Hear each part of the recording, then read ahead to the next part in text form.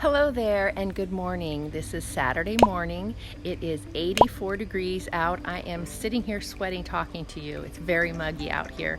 It's supposed to be 108 today, so I'm not going to do too much in the garden. I'll be pulling a few plants out and also planting a few that I think will be able to tolerate the heat.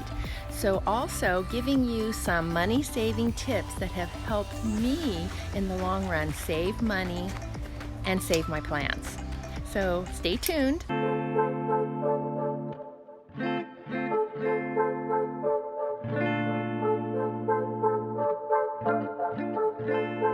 I've done two things in the garden. It's taken me about 10 minutes and the sweat is just dripping off of me into my eyes right now. So I won't be working too much in the garden. Maybe swimming. I have this beautiful sunflower that I picked up the other day at Green Acres Nursery, and I want to put that in the ground today. And it's a little bright out here, but I want to put it right here where I have an empty spot. If you can see right in here, I think that'll be beautiful.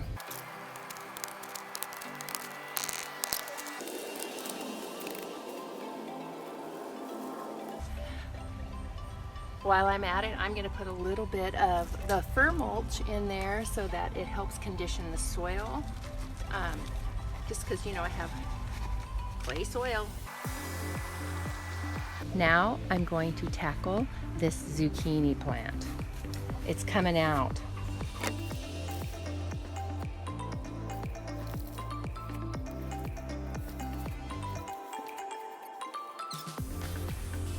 And the dogs are loving it, aren't you? Let them scavenge through there for a while. The sunflower looks absolutely gorgeous back here. I love the pop of color. Next year I might add a few more. We will see. I did pull out the zucchini. Looks much better. Dogs won't be back here as much eating all the fruit. I also pulled out the tomato vine. It had 3 tomatoes on it, wasn't worth keeping in the ground. I have not planted my white wedding hydrangea or my boxwoods yet.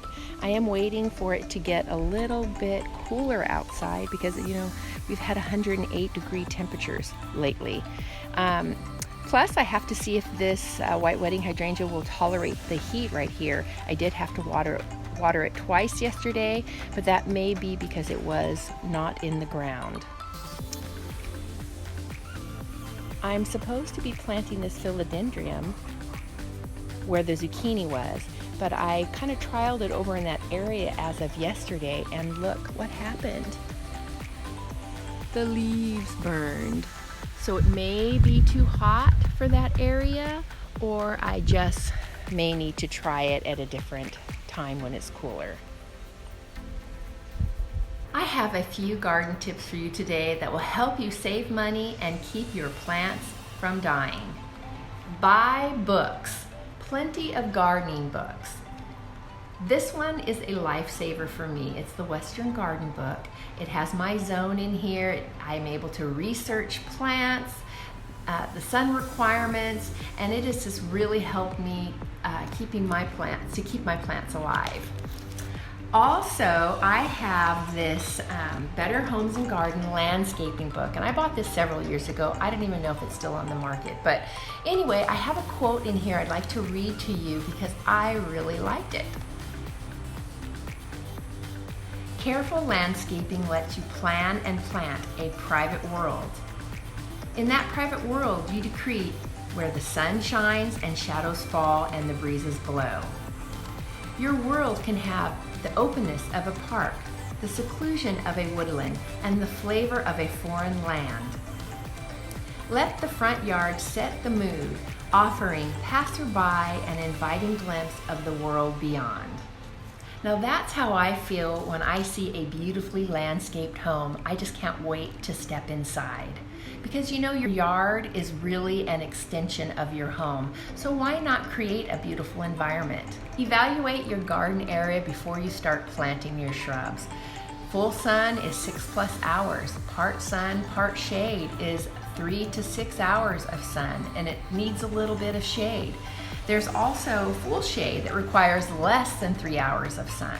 So there's many different requirements, and really it can be tricky, so know your area, know the area that you're going to be planting in. What style garden fits your lifestyle the best? One person may like fruits and vegetables. Another may like a formal garden or a succulent, a modern garden, maybe even a rock garden. Some may just choose to have a pool and toys and maybe a sandbox. When you purchase plants, don't plant them right away. I leave mine in the cans for a few weeks and I move them around the yard because I want to find what location works best for that plant. When you're first starting your garden, look for plants in the clearance section at the nursery. You can find some great deals and some expensive plants that are half price.